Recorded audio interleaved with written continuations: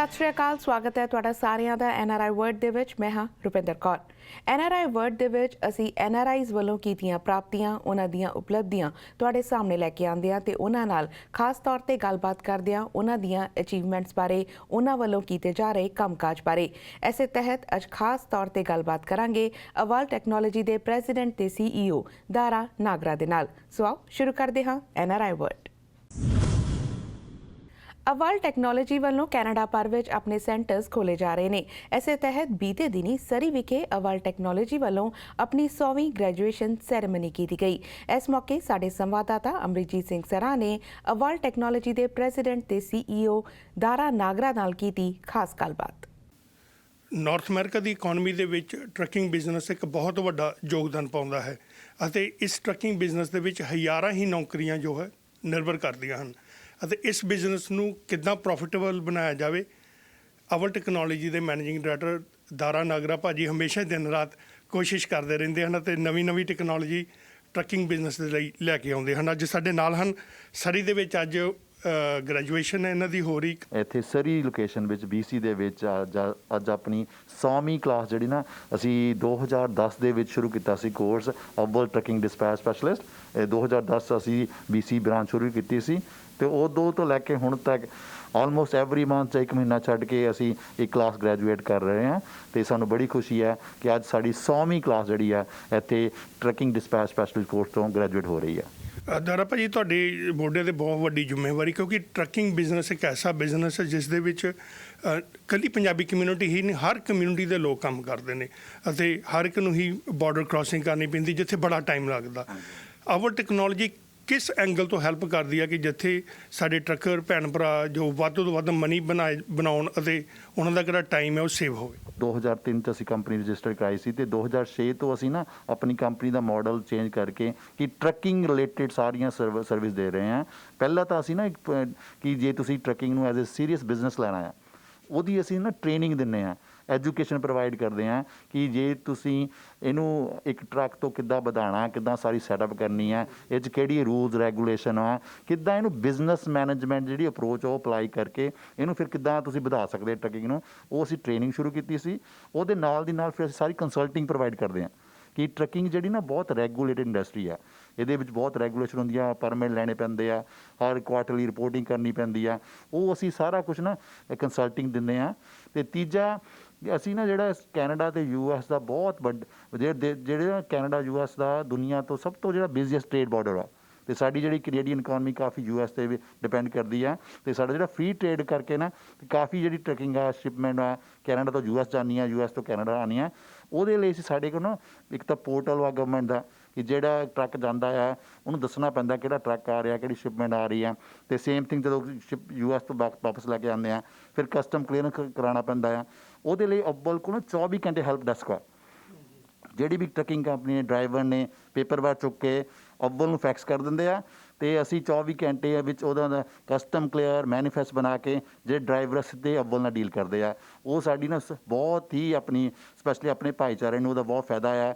Driver ਆਪਣੀ language ਦੇ ਵਿੱਚ ਸਾਡੇ ਸਟਾਫ ਨਾਲ ਗੱਲ ਕਰ ਸਕਦੇ ਆ ਅਤੇ ਉਹਦੇ ਨਾਲ ਕੋਈ ਵੀ ਤੁਹਾਨੂੰ ਬਾਰਡਰ ਕ੍ਰਾਸਿੰਗ ਜਿਹੜੀਆਂ ਕਾਫੀ ਪਰੇਸ਼ਾਨੀਆਂ ਆਉਂਦੀਆਂ ਸੀ ਉਹ ਨਾਲ ਕਾਫੀ ਲੋਕਾਂ ਨੂੰ ਬਹੁਤ ਮਿਲਦਾ ਹੈ, ਇਹ ਨਾ ਸਰਵਿਸ ਮਿਲਦੀ ਹੈ ਤਾਂ ਕਿ ਉਹ ਸੁਖਾਲੇ ਹੀ ਬਾਰਡਰ ਕ੍ਰਾਸ ਕਰ ਸਕਣ। ਅਤੇ ਨਾਲ ਦੀ ਨਾਲ ਅਸੀਂ ਨਾ ਟੈਕਨੋਲੋਜੀ ਪ੍ਰੋਵਾਈਡ ਕਰਦੇ ਹਾਂ ਕਿ ਜਿਹੜਾ ਟਰੱਕਿੰਗ ਆਪਰੇਸ਼ਨ ਆ ਉਹਨੂੰ ਸਾਰਾ ਕਿੱਦਾਂ ਮੈਨੇਜ ਕਰਨਾ ਆ। ਸਾਡਾ 2 ਮੇਨ ਸੋਫਟਵੇਅਰ ਆ, ਇੱਕ ਤਾਂ ਕਲਾਊਡ ਬੇਸ ਆ ਅਵਲ ਫਰੇਟ ਮੈਨੇਜਮੈਂਟ, ਉਹਦੇ ਤੁਸੀਂ ਆਪਣਾ ਕਿੱਦਾਂ ਫਲੀਟ ਨੂੰ, ਟਰੱਕਾਂ ਨੂੰ, ਟ੍ਰੇਲਰਾਂ ਨੂੰ, ਡਰਾਈਵਰਾਂ ਨੂੰ ਮੈਨੇਜ ਕਰਕੇ ਫਿਰ ਕਿੱਦਾਂ ਕਸਟਮਰ ਪ੍ਰੋਫਾਈਲ ਬਣਾਉਣੇ ਆ, ਆਰਡਰ ਲੈਣੇ ਆ, ਫਿਰ ਆਪਣੀ ਰਿਪੋਰਟਿੰਗ ਕਰਨੀ ਆ, ਅਕਾਊਂਟਿੰਗ ਕਰਨੀ ਆ, ਇਨਵਾਇਸਿੰਗ ਕਰਨੀ ਆ, ਡਰਾਈਵਰਾਂ ਨੂੰ ਪੇ ਕਰਨਾ ਆ, ਉਹ ਸਾਰਾ ਮੈਨੇਜਮੈਂਟ ਦਾ ਸੋਫਟਵੇਅਰ ਆ। ਅਤੇ ਦੂਜਾ ਹੈਗਾ ਸਾਡਾ ਇੱਕ ਟਰਡੀਸ਼ਨਲ ਸੋਫਟਵੇਅਰ ਕਿ ਅਵਲ ਐਕਸਪ੍ਰੈਸ ਕਿ ਕਿੱਦਾਂ ਉਹ ਜਿਹੜਾ ਡੈਸਕਟਾਪ ਆਪਣੀ ਲੋਕਲ ਇੰਸਟਾਲ ਕਰਕੇ ਮੈਨੇਜ ਕਰਦੇ ਆ। ਅਤੇ ਕਲਾਊਡ ਬੇਸ ਅੱਜ ਕੱਲ੍ਹ ਜਿੱਥੋਂ ਮਰਜ਼ੀ ਤੁਸੀਂ ਲੌਗਇਨ ਕਰ ਸਕਦੇ ਆ, ਉਹ 'ਚ ਸੇਫਟੀ ਦਾ ਸਾਰਾ ਰੈਕਡ ਕੀਪਿੰਗ ਰੱਖ ਸਕਦੇ ਹਾਂ ਅਤੇ ਉਹ ਮੇਨ ਸਾਡੇ ਸੋਫਟਵੇਅਰ ਆ। ਅਤੇ ਹੁਣ ਇੱਕ ਅਸੀਂ ਨਵਾਂ ਕਿ ਸਾਡੇ ਨਾ ਅਸੀਂ 2006 ਤੋਂ ਟਰਾਂਸਪੋਰਟੇਸ਼ਨ ਸਰਵਿਸ ਦੇ ਆ ਰਹੇ ਹਾਂ ਅਤੇ ਜਿਹੜਾ ਸਾਡੇ ਨੈਟਵਰਕ ਆ ਨਾ ਸਾਰੇ ਕਸਟਮਰ ਸਾਡਾ ਸੋਫਟਵੇਅਰ ਯੂਜ਼ ਕਰ ਰਹੇ ਆ ਅਤੇ ਸਾਨੂੰ ਬੜੀ ਖੁਸ਼ੀ ਹੁੰਦੀ ਹੈ ਕਿ ਅਸੀਂ ਹੁਣ ਇੱਕ ਫੀਚਰ ਰਿਲੀਜ਼ ਕਰ ਰਹੇ ਹਾਂ ਕਿ ਆਪਣੇ ਸਾਰੇ ਕਸਟਮਰ ਨੂੰ ਅਵਲ ਫਰੇਟ ਨੈਟਵਰਕ ਦਾ ਮੈਂਬਰ ਬਣਾ ਰਹੇ ਹਾਂ। ਉਹ ਜਦੋਂ ਮੈਂਬਰ ਬਣ ਜਾਂਦੇ ਆ ਨਾ ਫਿਰ ਅਸੀਂ ਉਹਨਾਂ ਨੂੰ ਇੱਕ ਕਸਟਮਰ ਦੂਜੇ ਕਸਟਮਰ ਨਾਲ ਕੋਲੈਬੋਰੇਸ਼ਨ ਕਰ ਸਕਦਾ ਜੇ ਕਿਸੇ ਨੇ ਕੋਈ ਕਿਸੇ ਦਾ ਟ੍ਰੇਲਰ ਕੈਲੀਫੋਰਨੀਆ ਖੜਾ ਆ, ਦੂਜੀ ਕੰਪਨੀ ਨੂੰ ਐਮਟੀ ਟ੍ਰੇਲਰ ਬੋਰੋ ਕਰਨਾ ਆ, ਤੇ ਸਾਡੇ ਜਿਹੜੇ ਸਾਰੇ ਕਸਟਮਰ ਆ ਉਹ AFN ਕਨੈਕਟ ਦੇ ਜ਼ਰੀਏ ਇੱਕ ਦੂਜੇ ਨਾਲ ਕੋਲੈਬੋਰੇਸ਼ਨ ਕਰ ਸਕਦੇ ਆ। ਉਹ ਬਹੁਤ ਆਈ ਥਿੰਕ ਸਾਡੀ ਕਮਿਊਨਿਟੀ ਨੂੰ, ਸਾਡੀ ਭਾਈਚਾਰੇ ਨੂੰ, ਇਹ ਟਰੱਕਿੰਗ ਨੂੰ ਨਾ ਉਹਦਾ ਬਹੁਤ ਵੱਡਾ ਫਾਇਦਾ ਹੋਊਗਾ। ਅਸੀਂ ਹਰ ਟਰਾਈ ਕਰਦੇ ਹਾਂ ਕਿ ਨਵੀਂ ਤੋਂ ਨਵੀਂ ਟੈਕਨੋਲੋਜੀ ਲੈ ਕੇ ਆਈਏ, ਆਪਣੀ ਟ੍ਰੇਨਿੰਗ ਰਾਹੀਂ, ਕੰਸਲਟਿੰਗ ਰਾਹੀਂ ਜਾਂ ਸੌਫਟਵੇਅਰ ਰਾਹੀਂ, ਟੈਕਨੋਲੋਜੀ ਰਾਹੀਂ ਅਸੀਂ ਟਰੱਕਿੰਗ ਨੂੰ ਹੋਰ ਸੁਖਾਵਾਂ ਬਣਾ ਸਕੀਏ। ਦਾਰਾ ਭਾਜੀ, ਸਾਨੂੰ ਲਾਸਟਲੀ ਦੱਸੋ ਕਿ ਇਹਦੇ ਲਈ ਕੋਈ ਜਿਹੜੇ ਤੁਹਾਡੇ ਸਟੂਡੈਂਟਸ ਹੈ ਉਹਨਾਂ ਨੂੰ ਕੰਪਿਊਟਰ ਆਉਣਾ ਚਾਹੀਦਾ ਵਾ ਤੁਹਾਡੇ ਕੋਲ ਕੋਰਸ ਦੇ ਲਈ, ਕਿ ਜਾਂ ਉਹਦੀ ਲੋੜ ਨਹੀਂ? ਕਿਉਂਕਿ ਜਦੋਂ ਅਸੀਂ ਨਾਰਥ ਅਮਰੀਕਾ ਨੂੰ ਦੇਖਦੇ ਹਾਂ, ਕੈਨੇਡਾ, US ਦੇ ਵਿੱਚ ਇੱਕ ਤਾਂ ਕਮਿਊਨੀਕੇਸ਼ਨ ਸਕਿੱਲ ਹੋਣੀ ਚਾਹੀਦੀ ਆ, ਤੁਹਾਨੂੰ ਬੇਸਿਕ ਇੰਗਲਿਸ਼ ਦੀ ਕਮਿਊਨੀਕੇਸ਼ਨ ਹੋਵੇ, ਅਤੇ ਇੱਕ ਕੰਪਿਊਟਰ ਦੀ ਬੇਸਿਕ ਨੌਲੇਜ ਹੋਵੇ, ਤਾਂ ਕਿ ਇੰਟਰਨੈਟ 'ਤੇ ਲੋਡ ਲੱਭਣੇ ਵਗੈਰਾ ਉਹਨੂੰ ਮੈਨੇਜ ਕਰਨਾ, ਕੀਬੋਰਡਿੰਗ ਆਉਣੀ ਚਾਹੀਦੀ ਆ। ਅਤੇ ਬਾਕੀ ਸਾਡੀ ਕੋਈ ਇਹ ਨਹੀਂ ਕਿ ਤੁਸੀਂ ਯੂਨੀਵਰਸਿਟੀ ਡਿਗਰੀ ਕਰੀ ਹੋਵੇ, ਤੁਸੀਂ ਹਾਈ ਸਕੂਲ ਕੀਤਾ ਹੋਵੇ ਚਾਹੇ, ਪਰ ਮੇਨ ਬੇਸਿਕਲੀ ਕਮਿਊਨੀਕੇਸ਼ਨ ਅਤੇ ਕੰਪਿਊਟਰ ਸਕਿੱਲ, ਜਿਹੜੇ ਬੇਸਿਕ ਕੰਪਿਊਟਰ ਸਕਿੱਲਸ ਆਉਣੀ ਚਾਹੀਦੀਆਂ ਹਨ। ਕਿੱਥੇ ਕੰਟੈਕਟ ਕੀਤਾ ਜਾ ਸਕਦਾ ਤੁਹਾਡੇ ਨਾਲ? ਸਾਡੀ ਨਾ 24 ਘੰਟੇ ਜਦੋਂ ਵੀ ਤੁਸੀਂ ਵੈਬਸਾਈਟ 'ਤੇ ਵਿਜ਼ਿਟ ਕਰ ਸਕਦੇ ਆ, ਉਹਦਾ ਹੈਗਾ obwal.com, AVS Victor AAL.com। ਉਹਦੇ ਵਿੱਚ ਸਾਡੀ ਸਾਰੀਆਂ ਲੋਕੇਸ਼ਨਾਂ, ਕੈਨੇਡਾ ਦੇ ਵਿੱਚ ਸਾਡਾ ਜਿਹੜਾ ਮੇਨ ਆਫਿਸ ਹੈ ਟੋਰਾਂਟੋ ਆ, ਫਿਰ ਵਿਨੀਪੈਗ ਆ, ਵੈਨਕੂਵਰ ਆ, ਅਤੇ ਸਾਡਾ US ਹੈੱਡਕੁਆਟਰਸ ਕੈਲੀਫੋਰਨੀਆ ਸੈਕਰਾਮੈਂਟੋ ਆ, ਅਤੇ ਸਾਡਾ ਇੰਡੀਆ ਦਾ ਹੈੱਡਕੁਆਟਰਸ ਦਿੱਲੀ ਦੇ ਵਿੱਚ ਆ। ਅਤੇ ਜਿਹੜੇ ਵੀ ਆਫਿਸ ਨਾਲ ਕਾਂਟੈਕਟ ਕਰਨਾ ਆ, ਸਾਰੀ ਸਾਡੀ ਬ੍ਰਾਂਚਾਂ ਦੇ ਸਾਡੇ obwal.com 'ਤੇ ਸਾਰੀ ਇਨਫੋਰਮੇਸ਼ਨ ਆ, ਸਾਡੇ ਕਾਂਟੈਕਟ ਨੰਬਰ ਹੈਗੇ। ਇੱਕ ਲਾਸਟਲੀ, ਤੁਹਾਡੀ ਸਿਰਫ ਨਾਰਥ ਅਮਰੀਕਾ 'ਚ ਸਰਵਿਸ ਹੈਗੀ ਕਿ ਹੋਰ ਕਿਸੇ ਕੰਟਰੀ 'ਚ? ਅਸੀਂ ਨਾ 2014 'ਚ ਸਾਨੂੰ ਬੜੀ ਖੁਸ਼ੀ ਹੁੰਦੀ ਹੈ, ਅਸੀਂ ਆਪਣਾ ਜਿਹੜਾ ਆਫਿਸ ਆ ਅਸੀਂ ਇੰਡੀਆ 'ਚ ਵੀ ਸੈੱਟ ਕੀਤਾ। ਸੋ ਹੁਣ ਅਸੀਂ ਆਪਣੀ ਇੰਡੀਅਨ ਕਸਟਮਰ ਨੂੰ ਵੀ ਸਾਫਟਵੇਅਰ ਟੈਕਨੋਲੋਜੀ ਪ੍ਰੋਵਾਈਡ ਕਰ ਰਹੇ ਹਾਂ। ਸਾਡਾ ਦਿੱਲੀ ਸਾਡਾ ਮੇਨ ਆਫਿਸ ਆ, ਉੱਥੇ ਸਾਡੇ ਹੈਲਪਲਾਈਨ ਵੀ ਉੱਥੋਂ ਚੱਲ ਰਹੀ ਹੈ, ਅਤੇ ਸਾਫਟਵੇਅਰ ਡਿਵੈਲਪਮੈਂਟ ਵੀ ਉੱਥੇ ਹੋ ਰਹੀ ਹੈ। ਅਤੇ ਹੁਣ ਅਸੀਂ ਰੀਸੈਂਟਲੀ ਇਸ ਸਾਲ ਬੈਂਗਲੌਰ ਦੇ ਵਿੱਚ ਵੀ ਆਪਣਾ ਆਫਿਸ ਸ਼ੁਰੂ ਕੀਤਾ ਆ, ਅਤੇ ਇੱਕ ਸਾਡਾ ਬੈਕ ਆਫਿਸ ਪੰਜਾਬ ਫਗਵਾੜਾ ਦੇ ਵਿੱਚ ਵੀ ਹੈ। ਇਹ ਸਨ ਦਾਰਾ ਨਾਗਰਾ, ਮੈਨੇਜਿੰਗ ਡਾਇਰੈਕਟਰ ਅਵਲ ਟੈਕਨੋਲੋਜੀ, ਜਿਨ੍ਹਾਂ ਨੇ ਬੜੇ ਵਿਸਤਾਰ ਦੇ ਵਿੱਚ ਜਾਣਕਾਰੀ ਦਿੱਤੀ ਸਾਨੂੰ ਕਿ ਕਿੱਦਾਂ ਅਸੀਂ ਬਾਰਡਰ ਕ੍ਰਾਸਿੰਗ ਈਜ਼ੀ ਹੋ ਸਕਦੀ ਹੈ, ਕਿੱਦਾਂ ਤੁਸੀਂ ਆਪਣੇ ਬਿਜ਼ਨਸ ਨੂੰ ਐਕਸਪੈਂਡ ਕਰ ਸਕਦੇ ਹੋ। ਜ਼ਿਆਦਾ ਜਾਣਕਾਰੀ ਲਈ ਤੁਸੀਂ ਅਵਲ ਟੈਕਨੋਲੋਜੀ ਨੂੰ ਗੂਗਲ ਕਰ ਸਕਦੇ ਹੋ। ਕੈਮਰਾਮੈਨ ਫਾਹਦ ਦੇ ਨਾਲ ਅਮਰਜੀਤ ਸਿੰਘ, PTC ਨਿਊਜ਼, ਸਰੀ, ਕੈਨੇਡਾ। ਤੇ NRI ਵਰਡ ਵਿੱਚ ਫਿਲਹਾਲ ਸਮਾਂ ਹੋ ਗਿਆ ਇੱਕ ਬ੍ਰੇਕ ਦਾ। ਬ੍ਰੇਕ ਤੋਂ ਬਾਅਦ ਜਾਣਾਂਗੇ ਕਿ ਆਖਿਰ ਕੀ ਹੈ ਬੈਰੀਐਟ੍ਰਿਕ ਸਰਜਰੀ ਤੇ ਕਿਸ ਤਰ੍ਹਾਂ ਭਾਰ ਘਟਾਉਣ ਲਈ ਇਹ ਵਰਦਾਨ ਸਾਬਤ ਹੋ ਰਹੀ ਹੈ। ਇੱਕ ਛੋਟੇ ਜਿਹੇ ਬ੍ਰੇਕ ਤੋਂ ਬਾਅਦ।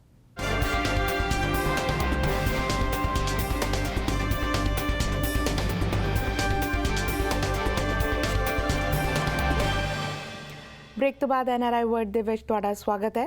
ਅੱਜ ਕੱਲ੍ਹ ਭਾਰ ਘਟਾਉਣ ਦੇ ਲਈ ਬੈਰੀਐਟ੍ਰਿਕ ਸਰਜਰੀ ਵਰਦਾਨ ਸਾਬਤ ਹੋ ਰਹੀ ਹੈ, ਪਰ ਆਖਿਰ ਕੀ ਹੈ ਬੈਰੀਐਟ੍ਰਿਕ ਸਰਜਰੀ? ਕੀ ਇਸ ਦੇ ਕੋਈ ਸਾਈਡ ਇਫੈਕਟਸ ਨੇ? ਇਸੇ ਸੰਬੰਧੀ ਅਸੀਂ ਖਾਸ ਤੌਰ ਤੇ ਗੱਲਬਾਤ ਕੀਤੀ ਜੰਮੂ ਹਸਪੀਟਲ ਤੋਂ ਡਾਕਟਰ ਗੁਰਵਿੰਦਰ ਜੰਮੂ ਦੇ ਨਾਲ। ਸਤਿ ਸ਼੍ਰੀ ਅਕਾਲ ਗੁਰਵਿੰਦਰ ਜੀ, ਬਹੁਤ-ਬਹੁਤ ਸਵਾਗਤ ਹੈ ਤੁਹਾਡਾ PTC ਦੇ ਵਿੱਚ। ਥੈਂਕ ਯੂ ਜੀ, ਥੈਂਕ ਯੂ ਸੋ ਮਚ ਜੀ। ਤੁਹਾਡੇ ਤੋਂ ਜਾਣਨਾ ਚਾਹਾਂਗੇ, ਬੈਰੀਐਟ੍ਰਿਕ ਸਰਜਰੀ ਦੀ ਗੱਲ ਕਰੀਏ ਤਾਂ ਇਹ ਟਰਮ ਹੁਣ ਕੋਈ ਨਵੀਂ ਨਹੀਂ ਹੈਗੀ ਹੈ, ਕਿਉਂਕਿ ਕਾਫੀ ਸਾਲਾਂ ਤੋਂ ਅਸੀਂ ਬੈਰੀਐਟ੍ਰਿਕ ਸਰਜਰੀ ਬਾਰੇ ਸੁਣਦੇ ਆ ਰਹੇ ਹਾਂ। ਖਾਸ ਤੌਰ ਤੇ ਵਰਡ ਆਫ ਮਾਊਥ ਦੀ ਨਾਲ ਇਹ ਕਾਫੀ ਹੁਣ ਰੈਫਰਲ ਜਿਹੜਾ ਹੈਗਾ, ਅਸੀਂ ਕਹੀਏ ਕਿ ਇੱਕ ਜਿਨ੍ਹਾਂ ਨੇ ਸਰਜਰੀ ਕਰਾਈ ਹੈ ਉਹਨਾਂ ਤੋਂ ਸੁਣ ਕੇ ਹੁਣ ਲੋਕ ਉਹਨਾਂ ਦੇ ਐਕਸਪੀਰੀਅੰਸ ਤੋਂ ਜਿਹੜੀ ਜਾਣਕਾਰੀ ਲੈਂਦੇ ਨੇ, ਅੱਗੇ ਇਹ ਸਰਜਰੀ ਕਰਾ ਰਹੇ ਨੇ। ਪਰ ਖਾਸ ਤੌਰ ਤੇ ਜੇ ਗੱਲ ਕਰੀਏ ਬੈਰੀਐਟ੍ਰਿਕ ਸਰਜਰੀ ਦੀ, ਆਖਿਰ ਪ੍ਰਿੰਸੀਪਲਸ ਕੀ ਹੈਗੇ ਨੇ ਇਸ ਸਰਜਰੀ ਦੇ? ਜਿਹੜੀ ਬੈਰੀਐਟ੍ਰਿਕ ਸਰਜਰੀ ਹੈ, ਜਿਹਨੂੰ ਅਸੀਂ ਸਰਲ ਭਾਸ਼ਾ 'ਚ ਕਹਿੰਦੇ ਹਾਂ ਵੇਟ ਲਾਸ ਸਰਜਰੀ, ਉਹ ਤਰੀਕਾ ਹੈ ਵੇਟ ਲੂਜ਼ ਕਰਨ ਦਾ ਜਦੋਂ ਆਪਣਾ ਨਾਰਮਲ ਭਾਰ ਡਾਈਟਿੰਗ ਤੇ ਐਕਸਰਸਾਈਜ਼ ਕਰਕੇ ਨਹੀਂ ਪਹੁੰਚਦੇ ਅਸੀਂ ਆਪਣੇ ਨਾਰਮਲ ਵੇਟ ਤੇ ਜਦੋਂ ਸਾਡੀ ਹੈਲਥ ਕੰਡੀਸ਼ਨਸ ਖਰਾਬ ਹੋਣੀਆਂ ਸ਼ੁਰੂ ਹੋ ਜਾਂਦੀਆਂ, ਸੋ ਉਸ ਵੇਲੇ ਕਹ ਲਓ ਲਾਈਫ ਸੇਵਿੰਗ ਸਰਜਰੀ ਹੈ ਤੁਹਾਡਾ ਜਿਹੜਾ ਭਾਰ ਕੰਟਰੋਲ ਕਰਨ ਵਾਸਤੇ ਸਰਜੀਕਲ ਮੈਥਡ ਦੇ ਨਾਲ। ਸਰਜੀਕਲ ਮੈਥਡ ਦਾ ਜਿਹੜਾ ਪ੍ਰਿੰਸੀਪਲ ਤੋਂ ਸਾਨੂੰ ਪੁੱਛਿਆ ਉਹ ਹੁੰਦਾ ਵੀ ਅਸੀਂ ਤੁਹਾਡਾ ਜਿਹੜੀ ਫੂਡ ਦੀ ਇਨਟੇਕ ਹੈ ਉਹ ਅਸੀਂ ਕੰਟਰੋਲ ਕਰ ਦਿੰਦੇ ਹਾਂ, ਘਟਾਉਂਦੇ ਨਹੀਂ, ਕੰਟਰੋਲ ਕਰ ਦਿੰਦੇ ਹਾਂ। ਕਈ ਲੋਕਾਂ ਨੂੰ ਓਵਰ ਈਟਿੰਗ ਦੀ ਆਦਤ ਹੁੰਦੀ ਆ, ਆਦਤਨ ਉਹ ਘੱਟ ਖਾ ਕੇ ਉਹਨਾਂ ਦਾ ਪੇਟ ਨਹੀਂ ਭਰਦਾ, ਜਾਂ ਬਿੰਜ ਈਟਰ ਹੁੰਦੇ ਆ ਵੀ ਖੋਹ ਪੈਂਦੀ ਰਹਿੰਦੀ, ਉਹ ਜਲਦੀ ਕੁਛ ਥੋੜੀ ਦੇਰ ਬਾਅਦ ਖਾਂਦੇ ਰਹਿੰਦੇ ਆ, ਜਾਂ ਬੜੀ ਅਨਹੈਲਦੀ ਸਟਫ ਖਾ ਲੈਂਦੇ। ਇੱਕ ਤਾਂ ਅਸੀਂ ਭੁੱਖ ਕੰਟਰੋਲ ਕਰਦੇ ਆ, ਉਹ ਅਸੀਂ ਕਰਦੇ ਆ ਉਹਨਾਂ ਦਾ ਜਿਹੜਾ ਸਟਮਕ ਦਾ ਸਾਈਜ਼ ਹੈ ਉਹ ਛੋਟਾ ਕਰਕੇ, ਸਟੈਪਲ ਕਰਕੇ। ਸਟਮਕ ਸਾਡੇ ਬੋਡੀ ਦਾ ਉਹ ਆਰਗਨ ਹੈ ਜਿਹਦੇ ਕਰਕੇ ਸਾਨੂੰ ਭੁੱਖ ਲੱਗਦੀ ਹੈ। ਕਈ ਵਾਰ ਉਹਦਾ ਆਕਾਰ ਇੰਨਾ ਕੁ ਵੱਡਾ ਹੋ ਜਾਂਦਾ ਹੈ ਵੀ ਸਾਨੂੰ ਲੋੜ ਤੋਂ ਵੱਧ ਖਾਣਾ ਪੈਂਦਾ। ਜਦ ਤੱਕ ਪੇਟ ਸਾਡਾ ਸਟਮਕ ਭਰਦਾ ਨਹੀਂ, ਸਾਡੇ ਬ੍ਰੇਨ ਨੂੰ ਸਿਗਨਲ ਨਹੀਂ ਜਾਂਦੇ, ਅਸੀਂ ਆਪਣਾ ਖਾਣਾ ਪੀਣਾ ਬੰਦ ਨਹੀਂ ਕਰਦੇ। ਸੋ ਇੱਕ ਤਾਂ ਆਧਾਰ ਸਾਡਾ ਵੀ ਅਸੀਂ ਤੁਹਾਡਾ ਸਟਮਕ ਦਾ ਸਾਈਜ਼ ਛੋਟਾ ਕਰ ਦਿੰਦੇ ਹਾਂ, ਉਹਨਾਂ ਕੁ ਕਰ ਦਿੰਦੇ ਹਾਂ ਵੀ ਜਿੰਨੀ ਕਿ ਤੁਹਾਡੀ ਹਾਈਟ ਹੈ, ਉਮਰ ਦੇ ਹਿਸਾਬ ਨਾਲ ਜਿੰਨੀ ਤੁਹਾਨੂੰ ਲੋੜ ਹੈ ਕੈਲੋਰੀਜ਼ ਦੀ, ਤੁਸੀਂ ਉਹਨਾਂ ਖਾਣਾ ਖਾਓ। ਉਸ ਤੋਂ ਬਾਅਦ ਤੁਸੀਂ ਰੱਜ ਜਾਓ, ਤੁਹਾਨੂੰ ਜ਼ਿਆਦਾ ਖੋਹ ਨਾ ਪਏ, ਭੁੱਖ ਨਾ ਲਏ। So that is one. ਇਹ ਅੱਧਾ ਕੰਮ ਹੈ। ਉਸ ਤੋਂ ਬਾਅਦ ਦੂਸਰਾ ਕੰਮ ਹੁੰਦਾ ਅਸੀਂ ਫੂਡ ਦੀ ਪਾਚਨ ਕੰਟਰੋਲ ਕਰਨੀ। ਬਹੁਤ ਵਾਰੀ ਅਸੀਂ ਦੇਖਦੇ ਹਾਂ ਆਪਣੇ ਡੇਲੀ ਆਪਣੇ ਆਲੇ ਦੁਆਲੇ ਦੇਖਦੇ ਹਾਂ, ਘਰਾਂ 'ਚ ਵੀ ਦੇਖਦੇ ਹਾਂ ਵੀ ਦੋ ਦੋਸਤ ਜਾਂ ਭੈਣ ਭਰਾ ਜਾਂ ਦੋ ਭਰਾ ਇੱਕੋ ਜਿਹਾ ਖਾਣਾ ਖਾਂਦੇ ਆ, ਇੱਕ ਦਾ ਭਾਰ ਉਸੇ ਖਾਣੇ ਨਾਲ ਬਹੁਤ ਵੱਧ ਰਿਹਾ ਹੁੰਦਾ, ਇੱਕ ਦਾ ਭਾਰ ਉਸੇ ਖਾਣੇ ਦੇ ਨਾਲ ਨਾਰਮਲ ਰਹਿੰਦਾ। ਸੋ ਜਿਹਦਾ ਭਾਰ ਲੋੜ ਤੋਂ ਵੱਧ ਰਿਹਾ ਹੁੰਦਾ ਉਸੇ ਖਾਣੇ ਨਾਲ, ਇਟ ਮੀਨਸ ਉਹਦੇ ਪਾਚਨ ਜ਼ਿਆਦਾ, ਫੂਡ ਦੀ ਅਬਜ਼ੌਰਪਸ਼ਨ ਜ਼ਿਆਦਾ ਹੋ ਰਹੀ ਹੈ, ਉਹਦੇ ਜਿਹੜੇ ਇੰਟੈਸਟਾਈਨਸ ਹੈ ਜਿਹਨੂੰ ਅਸੀਂ ਸਮਾਲ ਇੰਟੈਸਟਾਈਨ ਜਾਂ ਆਂਤੜੀਆਂ ਕਹਿੰਦੇ ਆ, ਉਹ ਲੋੜ ਤੋਂ ਵੱਧ ਉਹਦੇ ਅਬਜ਼ੌਰਪਸ਼ਨ ਕੰਮ ਕਰ ਰਹੀਆਂ, ਉਹ ਹਰ ਇੱਕ ਚੀਜ਼ ਅੰਦਰ ਅਬਜ਼ੌਰਬ ਕਰਕੇ ਤੇ ਸਟੋਰ ਕਰ ਰਹੀਆਂ ਤੇ ਫੈਟ ਬਣਾ ਰਹੀਆਂ। ਸੋ ਦੂਸਰਾ ਕੰਮ ਜਿਹੜੇ ਅਸੀਂ weight loss ਸਰਜਰੀ ਜਾਂ ਬਰੀਐਟ੍ਰਿਕ ਸਰਜਰੀਜ਼ ਕਰਦੇ ਆ, ਅਸੀਂ ਪਾਚਨ ਜਿਹੜੀ ਆ ਉਹ ਆਪਟੀਮਾਈਜ਼ ਕਰਦੇ ਆ, ਮੈਂ ਇਹਨਾਂ ਨੂੰ ਕੰਟਰੋਲ ਕਰਦੇ ਆ। ਜੇ ਤੁਹਾਨੂੰ ਕਿਸੇ ਨੇ ਜ਼ਿਆਦਾ ਘੱਟ ਖਾ ਕੇ ਵੀ ਜ਼ਿਆਦਾ ਲੱਗ ਰਿਹਾ, ਮੀਨਸ ਪਾਣੀ ਦੇ ਘਿਓ ਵਾਂਗੂ ਲੱਗ ਰਿਹਾ, ਤਾਂ ਉਹ ਇੰਟੈਸਟਾਈਨ ਦਾ ਹਿੱਸਾ ਜਿੱਥੇ ਲੋੜ ਤੋਂ ਵੱਧ ਅਬਜ਼ੌਰਪਸ਼ਨ ਹੋ ਰਹੀ ਹੈ ਤੁਹਾਡੇ ਫੂਡ ਦੀ, ਉਹ ਅਸੀਂ ਆਪਟੀਮਾਈਜ਼ ਕਰ ਦਿੰਦੇ ਆ, ਕੰਟਰੋਲ ਕਰ ਲੈਂਦੇ ਆ, ਤਾਂ ਕਿ ਤੁਹਾਡੇ ਪਾਚਨ ਜਿਹੜੀ ਆ ਉਹ ਕੰਟਰੋਲ ਕੀਤੀ ਜਾਏ। ਤੁਸੀਂ ਜੇ ਵੱਧ ਵੀ ਖਾ ਲਓ ਤੇ ਸਰੀਰ ਨੂੰ ਲੱਗੇ ਨਾ। ਸੋ ਉਹਨੂੰ ਅਸੀਂ ਕਹਿੰਦੇ ਆ ਬਾਈਪਾਸ। ਸੋ ਦੋ ਕੰਮ ਕੀਤੇ ਜਾਂਦੇ ਆ ਪ੍ਰਿੰਸੀਪਲ ਦੇ ਵਿੱਚ, ਫੂਡ ਦੀ ਰੈਸਟ੍ਰਿਕਸ਼ਨ ਤੇ ਫੂਡ ਦੀ ਅਬਜ਼ੌਰਪਸ਼ਨ ਅਸੀਂ ਕੰਟਰੋਲ ਕਰਦੇ ਆ। ਇਹ ਸਾਡਾ ਆਧਾਰ ਆ weight loss ਸਰਜਰੀ ਦਾ।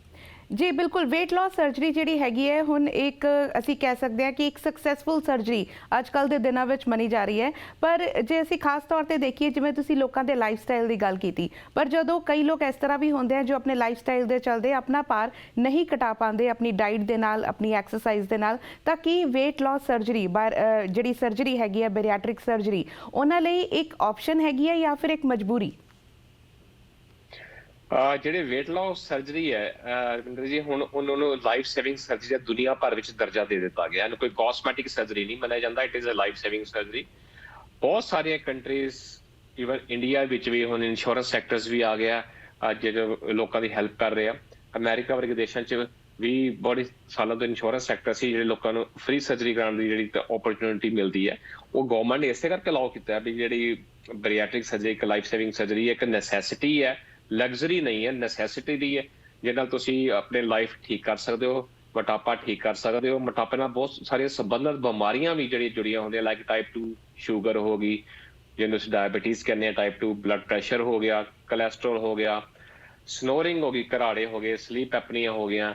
ਔਰਤਾਂ ਵਿੱਚ ਕਈ ਵਾਰੀ ਇਨਫਰਟੀਲਿਟੀ ਹੁੰਦੀ, ਪ੍ਰੈਗਨੈਂਸੀ ਨਹੀਂ ਹੋ ਪਾਉਂਦੀ, ਬਾਂਝਪਨ ਹੋ ਜਾਂਦਾ, ਉਹ ਓਵਰਵੇਟ ਕਰਕੇ ਜਿਹੜੇ ਹਾਰਮੋਨ ਡਿਸਟਰਬ ਹੋ ਜਾਂਦੇ, ਜਿਹਦੇ ਕਰਕੇ ਪੋਲੀਸਿਸਟਿਕ ਓਵੇਰੀਅਨ ਡਿਜ਼ੀਜ਼ ਜਿਹਨੂੰ ਅਸੀਂ PCOD ਕਹਿੰਦੇ ਆ, ਉਹ ਵੀ ਹੋ ਜਾਂਦਾ। ਸੋ ਜਿਹੜੀ weight loss ਸਰਜਰੀ ਜਾਂ ਬਰੀਐਟ੍ਰਿਕ ਸਰਜਰੀ ਹੈ, ਸਿਰਫ ਮੋਟਾਪਾ ਤਾਂ ਠੀਕ ਕਰਦੀ ਹੈ, ਪਰ ਨਾਲ ਸਾਰੀਆਂ ਨਾਮਮਾਤਰ ਬਿਮਾਰੀਆਂ, ਸ਼ੂਗਰ, ਘਰਾੜੇ, ਕੋਲੈਸਟਰੋਲ, ਬਲੱਡ ਪ੍ਰੈਸ਼ਰ, PCOD ਆ ਵੀ ਨਾਲ ਠੀਕ ਕਰਦੀ ਹੈ। ਸੋ ਇਹਨੂੰ ਅਸੀਂ ਕਹਿੰਦੇ ਆ ਵੀ ਇੱਕ ਨੈਸੈਸਿਟੀ ਬਣ ਜਾਂਦੀ ਹੈ। ਜੇ ਤੁਸੀਂ ਆਪਣਾ ਲਾਈਫ ਦੀ ਜਿਹੜੀ ਰੇਲ ਆ ਗੱਡੀ ਉਹ ਚੱਲਦੀ ਰਹੇ ਬਿਨਾਂ ਰੁਕਾਵਟ ਤੋਂ, ਤੁਸੀਂ ਆਪਣੀ ਪ੍ਰੋਡਕਟੀਵਿਟੀ ਲਾਈਫ ਦੀ, ਪ੍ਰੋਫੈਸ਼ਨਲ ਲਾਈਫ ਹੈ ਜਾਂ ਪਰਸਨਲ ਲਾਈਫ ਤੁਹਾਡੀ ਕੰਪਰੋਮਾਈਜ਼ ਨਾ ਹੋਵੇ, ਤੇ ਤੁਹਾਡੇ ਲਈ ਬਹੁਤ ਜ਼ਰੂਰੀ ਹੋ ਜਾਂਦਾ ਹੈ ਕਿ ਤੁਹਾਡਾ ਭਾਰ ਨਾਰਮਲ ਲਾਈਫ ਸਟਾਈਲ ਚੇਂਜਸ ਨਾਲ ਨਹੀਂ ਹਟਦਾ। ਤੇ ਤੁਸੀਂ ਇਹ ਸਭ ਤੋਂ ਸਾਇੰਟੀਫਿਕ ਤੇ ਸੇਫ ਤਰੀਕਾ ਜਿਹੜਾ ਇਸ ਵੇਲੇ ਜਿਹਦੇ ਪਿੱਛੇ ਬਹੁਤ ਸਾਰੀ ਸਾਇੰਸ ਖੜੀ ਹੈ, ਰਿਸਰਚ ਖੜੀ ਹੈ, ਉਹ ਕਰਾ ਕੇ ਆਪਣੇ ਜਿਹੜੇ ਓਵਰਵੇਟ ਤੋਂ ਤੁਸੀਂ ਨਿਜਾਤ ਪਾਉਂਦੇ ਹੋ, ਨਾਲ ਬਹੁਤ ਸਾਰੀ ਬਿਮਾਰੀਆਂ ਨੂੰ ਨਿਜਾਤ ਪਾਉਂਦੇ ਹੋ। ਉਹਦੇ ਨਾਲ ਤੁਹਾਡੇ ਜਿਹੜੇ ਖਰਚੇ, ਮੈਡੀਕਲ ਦੇ ਖਰਚੇ ਆ, ਜਿਹੜੇ ਟੈਸਟਾਂ ਦੇ, ਹਸਪੀਟਲ ਵਿਜ਼ਿਟਸ ਜਾਂ ਦਾਖਲੇ, ਤੇ ਤੁਸੀਂ ਉਹਨਾਂ ਤੋਂ ਵੀ ਸੇਫ ਹੁੰਦੇ ਹੋ। ਆਪਣੇ ਲਾਈਫ ਦੀ ਜੀਵਨ ਸ਼ੈਲੀ ਆ ਉਹ ਤੁਸੀਂ ਲੰਬੀ ਕਰ ਸਕਦੇ ਹੋ, ਇੱਕ ਬਿਮਾਰੀ ਰਹਿਤ ਤੁਸੀਂ ਜ਼ਿੰਦਗੀ ਜੀਣ ਦਾ ਮੌਕਾ ਮਿਲਦਾ। ਜੀ ਬਿਲਕੁਲ, ਜਿਵੇਂ ਤੁਸੀਂ ਕਿਹਾ ਕਿ ਇੱਕ weight loss ਸਰਜਰੀ ਤਾਂ ਹੈ ਹੀ ਹੈ, ਪਰ ਨਾਲ ਹੀ ਇੱਕ ਬਿਮਾਰੀ ਰਹਿਤ ਜਿਹੜੀ ਜ਼ਿੰਦਗੀ ਹੈ ਉਹ ਇੱਕ ਇਨਸਾਨ ਜੀ ਸਕਦਾ ਹੈ। ਪਰ ਇਹ ਜਦੋਂ ਅਸੀਂ ਦੇਖਦੇ ਹਾਂ, ਕਿਸ ਤਰ੍ਹਾਂ ਤੁਸੀਂ ਇਹ ਦੇਖਦੇ ਹੋ ਕਿ ਕਿਸੇ ਦੇ ਬੋਡੀ ਸਟਰਕਚਰ ਦੇ ਅਕੋਰਡਿੰਗ ਕਿੰਨਾ ਕੁ weight ਓਵਰਵੇਟ ਹੈਗਾ? ਹਾਂਜੀ, ਬੜਾ ਤੁਸੀਂ ਚੰਗਾ ਕੁਐਸਚਨ ਕੀਤਾ। ਇਹਦੇ ਲਈ ਬਹੁਤ ਸਾਰੇ ਸਾਇੰਟੀਫਿਕ ਫਾਰਮੂਲੇ ਆ, ਪਰ ਮੈਂ ਜਿਹੜਾ ਅਕਸਰ ਆਪਣੇ ਪੇਸ਼ੈਂਟਸ ਨੂੰ ਦੱਸਦਾ ਹੁੰਦਾ ਕਿ ਤੁਸੀਂ ਜਿੰਨੇ ਵੀ ਲੰਬੇ ਹੋ ਆਪਣੇ ਹਾਈਟ ਸੈਂਟੀਮੀਟਰਾਂ 'ਚ ਗਿਣ ਲਓ। ਸਪੋਜ਼ ਕੋਈ ਫੀਮੇਲ ਹੈ, ਲੇਡੀ ਹੈ, ਜਿਹਦੀ ਹਾਈਟ ਅਸੀਂ ਕਹ ਲਓ ਵੀ 5 ਫੁੱਟ ਹੈ, ਔਰ ਸੈਂਟੀਮੀਟਰ ਬਣਾਈਏ ਤਾਂ ਬਣਦੇ ਲਗਭਗ 150 ਸੈਂਟੀਮੀਟਰ। ਹੁਣ ਉਹ 'ਚੋਂ 100 ਘਟਾ ਲਓ, 150 'ਚੋਂ 100 ਘਟਾਏ 50 ਕਿਲੋ, ਮੀਨਸ 50 ਕਿਲੋ ਲਗਭਗ ਉਹਦਾ ਅਪਰੋਕਸੀਮੇਟਲੀ ਨਾਰਮਲ weight ਹੋਣਾ ਚਾਹੀਦਾ। ਸੋ ਜੇ ਉਹੀ ਲੇਡੀ ਦਾ ਭਾਰ 60 ਕਿਲੋ ਹੈ ਤਾਂ ਓਵਰਵੇਟ ਹੈ, ਜੋ 70 ਕਿਲੋ ਹੈ ਤਾਂ ਮੋਰਬਿਡਲੀ ਓਵਰਵੇਟ ਹੈ, ਮੀਨਸ ਉਹਨੂੰ ਆਪਣਾ weight loss ਸਰਜਰੀ, ਬਰੀਐਟ੍ਰਿਕ ਸਰਜਰੀ ਦੀ ਸਹਾਇਤਾ ਨਾਲ ਆਪਣਾ ਜਿਹੜਾ ਭਾਰ ਹੈ ਘਟਾਉਣਾ ਪਏਗਾ। ਇਸੇ ਤਰ੍ਹਾਂ ਜੇ ਕੋਈ ਆਦਮੀ ਜਿਹਦੀ ਹਾਈਟ ਆਪਾਂ ਲੈ ਲਓ ਵੀ 6 ਫੁੱਟ ਹੈ, ਸਪੋਜ਼ ਉਹਦੇ ਸੈਂਟੀਮੀਟਰ ਬਣਾਈਏ ਤਾਂ ਬਣਦੇ 180 ਸੈਂਟੀਮੀਟਰ, ਉਹਦੇ ਵਿੱਚੋਂ ਵੀ 100 ਘਟਾ ਲਓ ਤਾਂ ਬੱਚੇ 80 ਕਿਲੋ ਉਹਦਾ ਨਾਰਮਲ ਭਾਰ ਹੋਣਾ ਚਾਹੀਦਾ। ਉਹੀ ਇਨਸਾਨ ਜੇ 85, 87, 90 kilo the, it means overweight ਹੈ। ਉਹੀ ਇਨਸਾਨ ਜੇ 100 ਕਿਲੋ ਦਾ ਹੋ ਗਿਆ ਜਾਂ ਇਸ ਤੋਂ ਉੱਪਰ ਹੈ, 120, 40, 50, 150, 200 ਕਿਲੋ ਤਾਂ ਬਹੁਤ ਜ਼ਿਆਦਾ ਓਵਰਵੇਟ ਹੈ। ਉਸ ਵੇਲੇ ਉਹਨੂੰ ਜਿਹੜੇ ਬਰੀਐਟ੍ਰਿਕ ਸਰਜਰੀ ਹੈ ਜਿਹੜੀ ਹੈਲਪ ਲੈ ਕੇ ਜਿਹੜਾ ਆਪਣਾ weight ਆ ਉਹ ਲੂਜ਼ ਕਰ ਲੈਣਾ ਚਾਹੀਦਾ।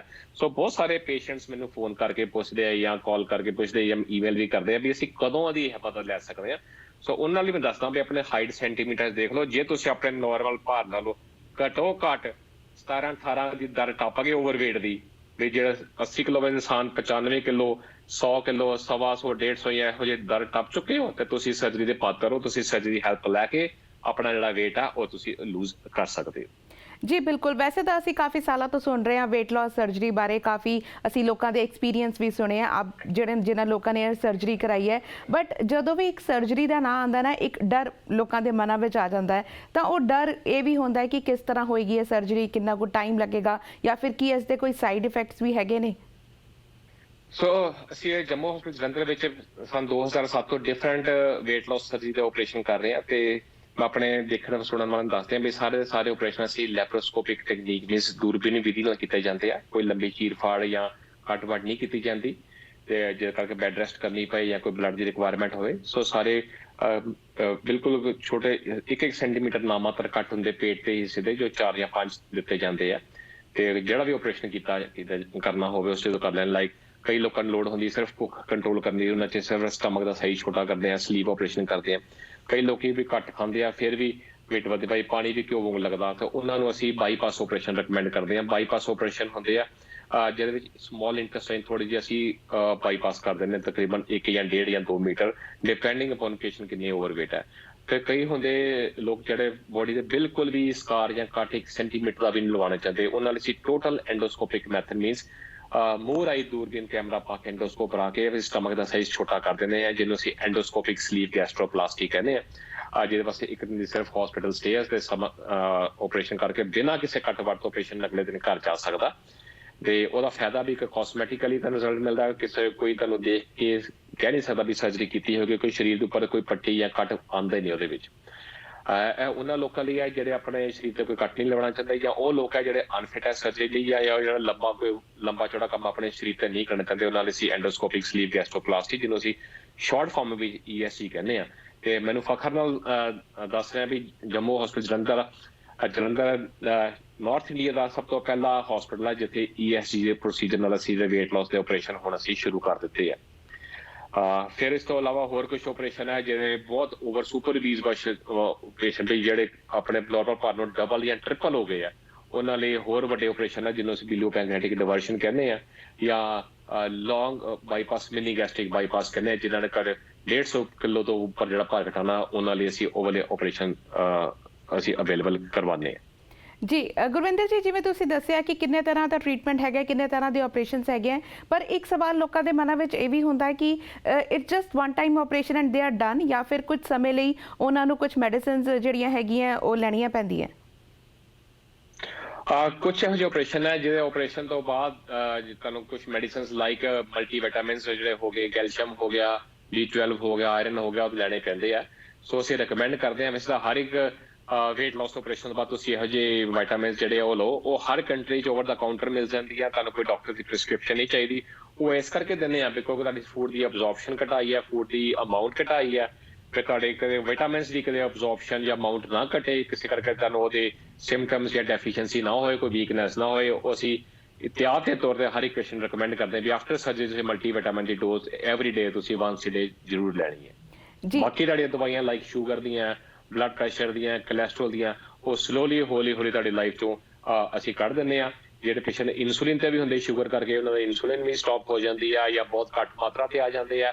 ਉਹ ਲੋਕ ਜਿਹਨਾਂ ਦੇ ਇਨਸੂਲਿਨ ਜਿਹੜੇ ਡਾਇਬੀਟੀਜ਼ ਆ ਬਹੁਤ ਜ਼ਿਆਦਾ ਕਹ ਲਓ ਪੁਰਾਣੀ ਹੁੰਦੀ ਹੈ ਜਾਂ ਅਨਕੰਟਰੋਲਡ ਹੁੰਦੀ ਹੈ, ਉਹਨਾਂ ਜਿਹੜੇ 3 ਮੰਥਲੀ ਸ਼ੂਗਰ ਲੈਵਲ ਜਿਹਨੂੰ ਅਸੀਂ HbA1c ਕਹਿੰਦੇ ਆ, ਕਈ ਵਾਰ ਬੜੇ ਆਊਟ ਆਫ ਕੰਟਰੋਲ ਹੋ ਜਾਂਦੇ ਆ ਔਰ 7-8 ਤੋਂ ਜਾਂ 10 ਤੋਂ ਉੱਪਰ ਹੁੰਦੇ ਆ, ਜਿਹੜਾ ਮਤਲਬ ਹੈ ਵੀ ਤੁਹਾਡੀ ਸ਼ੂਗਰ ਕਾਫੀ ਬੋਡੀ 'ਚ ਅਨਕੰਟਰੋਲਡ ਹੈ, ਜਿਹਦੇ ਕਰਕੇ ਫਿਊਚਰ ਵਿੱਚ ਅਨਕੰਟਰੋਲਡ ਸ਼ੂਗਰ ਕਰਕੇ ਤੁਹਾਡੀਆਂ ਅੱਖਾਂ ਜਾਂ ਤੁਹਾਡੇ ਕਿਡਨੀਆਂ ਖਰਾਬ ਹੋ ਸਕਦੀਆਂ। ਤੁਸੀਂ ਉਹਨਾਂ ਚੀਜ਼ਾਂ ਤੋਂ ਵੀ ਕੰਪਲਿਕੇਸ਼ਨ ਤੋਂ ਵੀ ਲਾਈਫ ਵਿੱਚ ਤੁਸੀਂ ਮੁੜ ਕੇ ਸੇਵ ਹੋ ਜਾਂਦੇ ਹੋ। ਜੀ ਬਿਲਕੁਲ, ਜਿਵੇਂ ਤੁਸੀਂ ਸ਼ੁਰੂ 'ਚ ਜ਼ਿਕਰ ਕੀਤਾ ਕਿ ਅਮਰੀਕਾ ਤੇ ਹੋਰ ਵੈਸਟਰਨ ਕੰਟਰੀਜ਼ ਵਿੱਚ ਇਹ ਜਿਹੜੀ ਸਰਜਰੀ ਹੈ ਕਾਫੀ ਸਾਲਾਂ ਤੋਂ ਹੋ ਰਹੀ ਹੈ ਤੇ ਤੁਸੀਂ ਵੀ 2007 ਤੋਂ ਇਹ ਜਿਹੜੀ ਸਰਜਰੀ ਹੈ ਕਰ ਰਹੇ ਹੋ। ਹੁਣ ਅਸੀਂ ਦੇਖ ਰਹੇ ਹਾਂ ਕਿ ਬਾਹਰਲੇ ਮੁਲਕਾਂ ਤੋਂ ਜ਼ਿਆਦਾਤਰ ਲੋਕ ਇੰਡੀਆ ਜਾ ਰਹੇ ਨੇ, ਜੰਮੂ ਹਸਪੀਟਲ ਜਾ ਰਹੇ ਨੇ ਇਹ ਸਰਜਰੀ ਕਰਵਾਉਣ ਲਈ। ਹਾਂਜੀ ਬਿਲਕੁਲ, ਇੱਕ ਤਾਂ ਕਾਫੀ ਲੋਕਾਂ ਦਾ ਇੰਟਰਸਟ ਦਾ ਬੜਾ, ਉਹਦਾ ਕਾਰਨ 2-3 ਹੈਗੇ ਆ। ਕੁਝ ਤਾਂ ਜਿਹੜੇ ਆਪਣੇ ਲੋਕ ਇੱਕ ਦੂਜੇ ਨੂੰ ਮਿਲਦੇ ਆ, ਜੋ ਰਿਜ਼ਲਟ ਮਿਲਦੇ ਇੱਕ ਦੂਜੇ ਡਿਸਕਸ ਕਰਦੇ ਆ, ਇੱਕ ਦੂਜੇ ਦੀ ਹੈਲਪ ਕਰਦੇ ਆ। ਤੇ ਅਸੀਂ ਉੱਥੋਂ ਸਰਜਰੀ ਕਰਾਈ ਤੇ ਸਾਨੂੰ ਇਹੋ ਜਿਹਾ ਮੇਰਾ weight ਸੀ, ਇਹੋ ਜਿਹਾ ਨਤੀਜਾ ਮਿਲਿਆ, ਉਹ ਇੱਕ ਦੂਜੇ ਦੀ ਹੈਲਪ ਕਰਕੇ ਵੀ ਲੋਕਾਂ ਨੂੰ ਹੁੰਦਾ ਵੀ ਇੱਥੇ ਇਲਾਜ ਠੀਕ ਹੁੰਦਾ। ਸੈਕਿੰਡ ਗੱਲ, ਅਸੀਂ ਜੇ ਆਪਣੇ ਹਸਪੀਟਲ ਦੀ ਗੱਲ ਕਰ ਰਹੇ ਹਾਂ, ਜੰਮੂ ਹਸਪੀਟਲ ਜਲੰਧਰ ਦੀ, ਸਾਡੇ ਕੋਲ ਬਹੁਤ ਸਾਰੀਆਂ ਇਹੋ ਜਿਹੀਆਂ ਅਵਾਰਡਸ ਜਾਂ ਸਰਟੀਫਿਕੇਟਸ ਹੈਗੇ ਜਿਹਦੇ ਕਰਕੇ ਅਸੀਂ ਸ਼ੋਰੈਂਸ ਵੀ ਇੱਕ ਪੇਸ਼ੈਂਟਸ ਵਾਸਤੇ ਸਾਨੂੰ ਆਪਣੀ ਵੀ ਤਸੱਲੀ ਹੈ ਵੀ ਅਸੀਂ ਵਰਲਡ ਕਲਾਸ ਕੰਮ ਕਰ ਰਹੇ ਹਾਂ ਜਲੰਧਰ ਵਿੱਚ ਬੈਠੇ।